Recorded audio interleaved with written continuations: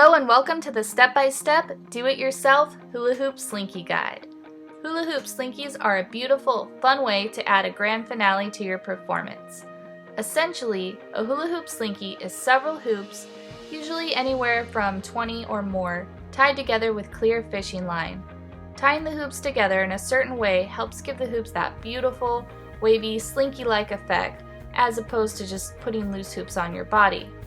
Although this may sound simple enough, there is definitely a lot more work involved. You will need lots of time, dedication, and patience, but it is well worth the effort. And I finally believe now I have the answers that will help you and save you the headache I went through. The first thing we need to do is to decide 1. How many hoops do you want in your slinky? 2. What size diameter hoops do you want? You don't want to go too big or too small, so it's really important to go with the size that is just right for you. And finally, 3. Do you want to use colored tubing or do you want to tape your hoops? Both options are beautiful, but taping hoops will add a significant amount of extra time to the project. If you've ever taped one hoop, imagine taping 25 or more. If you plan to make a slinky with colored tubing, then Hoopology has a hoop slinky kit that makes this really easy for you. In the kit, you get 240 feet of half-inch polypro tubing, and you can select from a variety of beautiful color choices. So you can do multiple colors, just a few colors, or one solid color. And this will save you a lot of time. If you're not going to use colored tubing, go to natural tubing, and then you want to go to natural clear polypro, and then we want half-inch tubing just because that's the lightest without being too light. And you're probably going to do the 100-foot tubing rolls, just depends how big you want to make your slinky. If you're going to make taped hoops, go to the Hoopology homepage, scroll down a bit, and then click on the hoop calculator. This is an awesome tool that allows you to find out how much tape you need in feet and inches just by putting in some of the basic info of the hoop, like the diameter and the tubing diameter. Now what you're going to do is multiply that total by how many hoops are in your slinky, and then you'll know exactly how much tape you need. Also, if you are making a taped hoop slinky, Hoopology has a wide array of absolutely gorgeous tapes to choose from.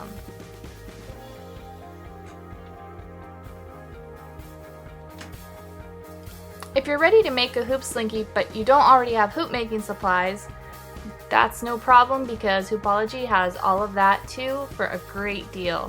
I've ordered from Hoopology for the past couple years, and I can honestly say the customer service is outstanding, the prices are unbeatable, and the speed of service is also great.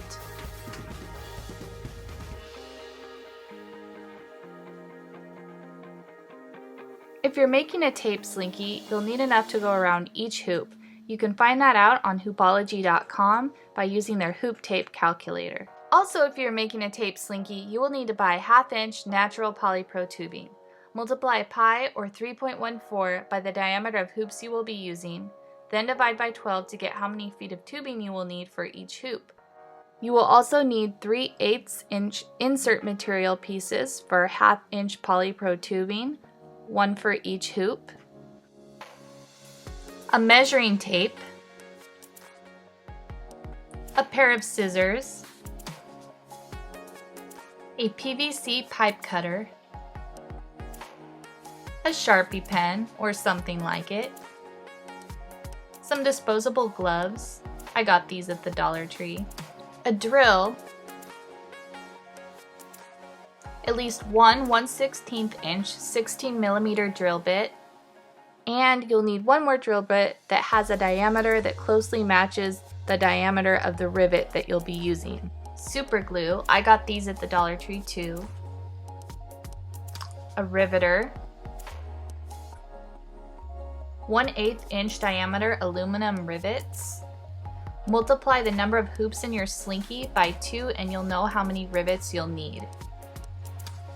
some fishing line. I recommend 50-pound.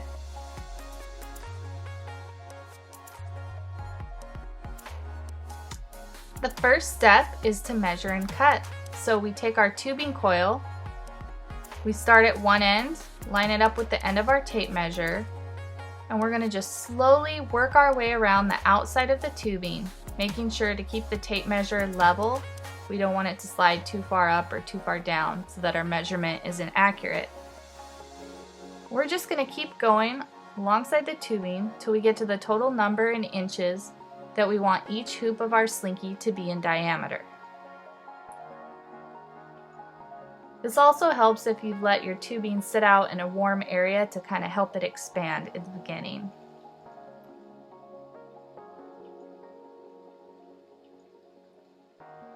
And we are almost there.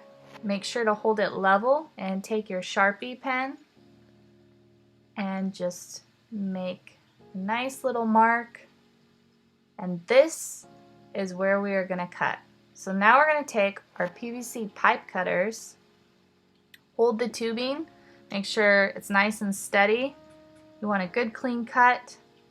Watch your fingers, of course, and cut.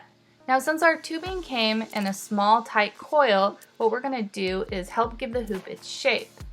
So we're going to take an insert material piece of 2 to 4 inches, stick it in one end of the tubing we just cut, and then pull the tubing piece apart so that it's as round as we can get it, and we're gonna just stick it in the other end. We'll put it together and rivet it later. For now, we're just trying to help the hoop expand a little bit quicker. It's still gonna look pretty funny at this point, but with some time and bending around, we'll get it to look perfect. Step 3 is only applicable if you're making a taped hoop Slinky. Otherwise, you can completely skip this step. So take your tape, start where the insert material is, and you're going to put it at an angle. Take the end of the roll, bring it underneath and around, and use your fingers to smooth it over each time. Just make sure you don't get any air bubbles in there. Also have to kind of experiment a little bit to get the perfect angle so that you don't have too much overlap, which would make you waste your tape or have big gaps in between each spiral. And we're just going to keep doing this, going around. We can work directly from the roll, or you can use Hoopology's hoop tape calculator to find out how much tape you need to cut off for each individual hoop. Once you're done fully taping your hoop, you want to pull out the insert material piece, and you can work your way around the edge with scissors to get off that extra tape. You can use a special hoop slicer tool, but since I don't have that, I kind of do the lazy way with my PVC pipe cutters. But if you do this, just make sure in the very beginning when you're measuring out your hoop tubing, you leave a little bit extra so it doesn't affect your diameter. Go ahead and cut on both sides. What I find super helpful to keep the ends that you just cut from peeling up, as you can see here, to just add a little bit of super glue. So be sure to wear your disposable gloves. You do not want to get this stuff on your skin. And go ahead and take the piece that's coming up, or you can also peel it back a little bit more. Just apply a little bit, wait a minute, because it doesn't really stick till it starts to dry. And then after you wait a little bit, you can slowly roll it down into place. And I didn't do a very good job there because my glove got stuck. Sometimes it takes a while. Remember, the power is once it dries. And I find this trick to work really, really well if tape peels up. Usually will not have a problem with it afterwards. Be sure to do this for both sides if you need to. And do it for every hoop.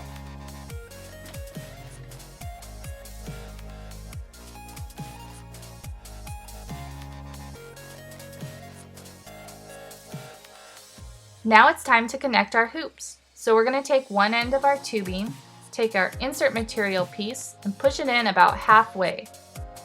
For this next step, we're gonna need a drill bit that's diameter is just about slightly bigger than the diameter of the end of the rivet. And you're gonna just line it up, maybe a 1/2 inch away or so. You're gonna drill into the tubing and through the insert material piece and stop there. Now what we wanna do, we have all this little flakes and debris. We wanna make sure to clean that out. So we're gonna take out our insert material piece. You can blow in it and then you can take a different drill bit, or I'm just using the rivet here, kind of push that debris through, make sure it's cleaned out. Otherwise this is gonna get inside and just rattle around in our hoop. And once it's cleaned out, we're gonna push it back in, line up the 2 holes. Once you do that, you can take your rivet and push it into the hole with the skinnier end sticking out. Make sure it's all the way in there. You're going to take your riveter, push it over the top and all the way down, and then you're just going to clamp it. Sometimes it takes one, sometimes it's a couple times. Make sure to keep pushing down, and then it should snap that end off. You release and the rest of the piece drops out. You can throw that away. Now let's complete the step. So you're going to take the other end of tubing, push the insert material in there all the way. Want to make sure there's not a gap there if you can. Unfortunately, this is not the most beautiful looking hoop to be using as an example. We're going to go ahead and drill in about the same amount of space away as we did the other one. Going to clean out the debris. And sometimes bend the hoop over, shake it out. And now once it's clean, we're going to push it together again. Make sure it's pushed all the way, line up the holes. And we take our second rivet. We push it into the hole. Make sure it's pushed down all the way. Take your riveter, put it over the rivet and clamp down until you hear the snap. Release, and you throw that piece away. To create our 4 sections that we will string the fishing line through, we need to divide our hoop diameter size in inches by 4. In this example, my diameter is 101.5, so my sections will end up being roughly 25.37 inches apart. Now you're going to start at one end of your hoop with the tape measure, or you can start a couple inches in, and you're just going to measure out in inches each section.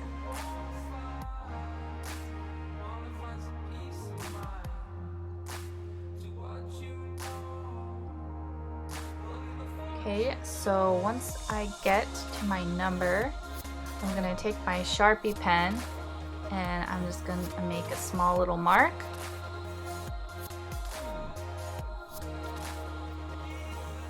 And then go back to the beginning of our tape measure, line it up with the mark we just made, and measure out the next section, which of course will be the same length.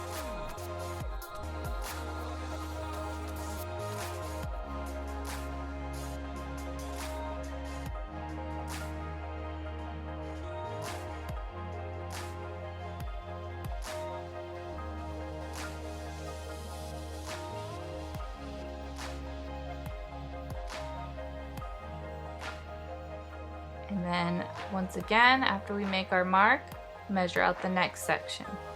We continue to do this for all 4 sections.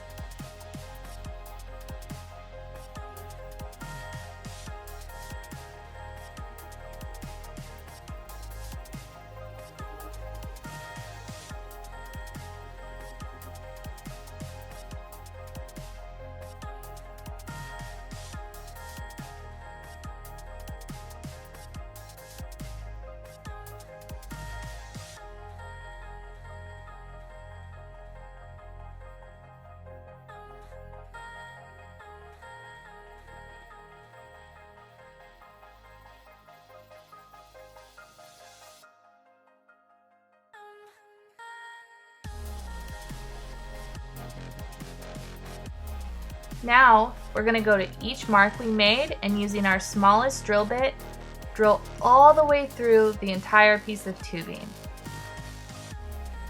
And we just simply go, find the next mark that we made, and continue the process. And we're going to do that 4 times till each hoop has 4 holes on it. And we have to do that for every hoop.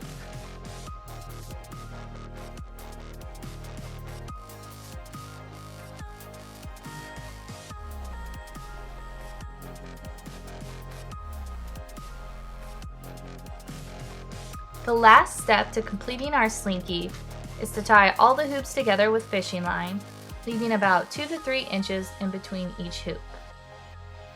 We're going to start by cutting off a really long strand of our fishing line.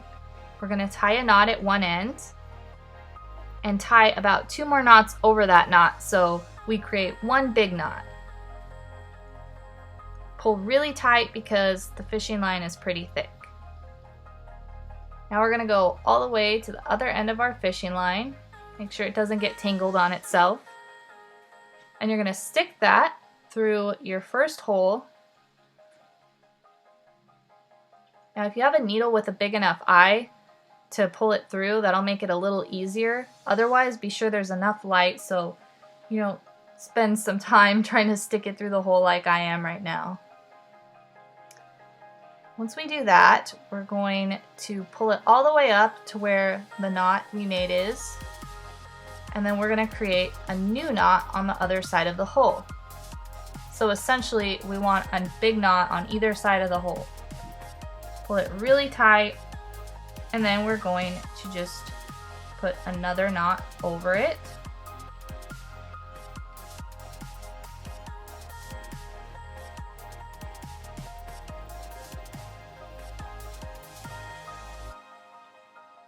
All the fishing line through.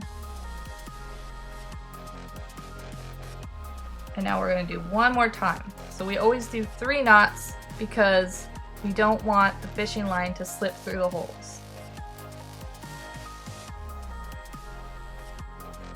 It's a little tedious at first because you're working with a lot of fishing line, but then it gets quicker as it goes on. Now we're going to move anywhere from about 2 to 3 inches up and make another knot. And then I just pull it down till I get it right about where I want it. And pull it really tight. Now we're gonna make another knot over that knot and do the same thing. We're gonna make 3 knots total into one big knot. Make sure to pull it to get it right where you want it. And then the 3rd knot.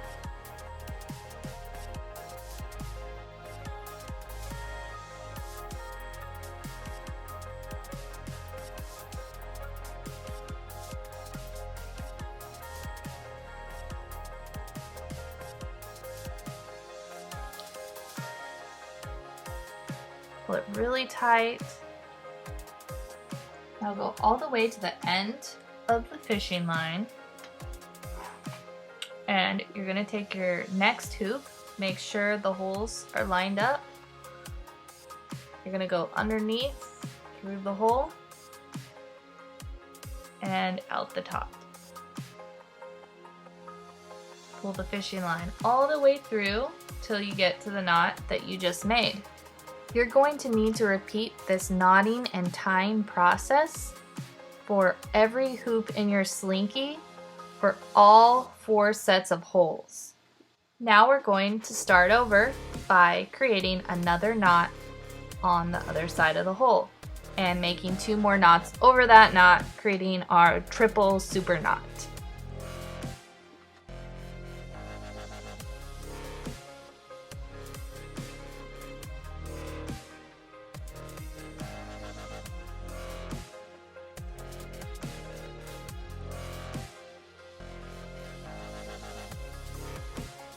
Yay! So if you made it to this point, that means you're ready to use your slinky. So you always want to start by warming up stretching your entire body, especially focusing on the muscles you're going to be using the most. So your chest, your abdomen, stretch your arms, stretch your legs. It's just a good idea to stretch everything.